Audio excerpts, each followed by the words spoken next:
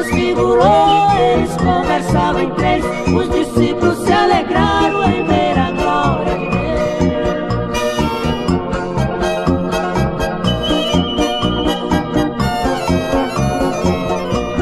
A Bíblia está escrito no livro de São Mateus, no capítulo 17, versos 4, 5, 6. Jesus transfigurou perante os discípulos seus. João, Pedro e Tiago viram a glória de Deus.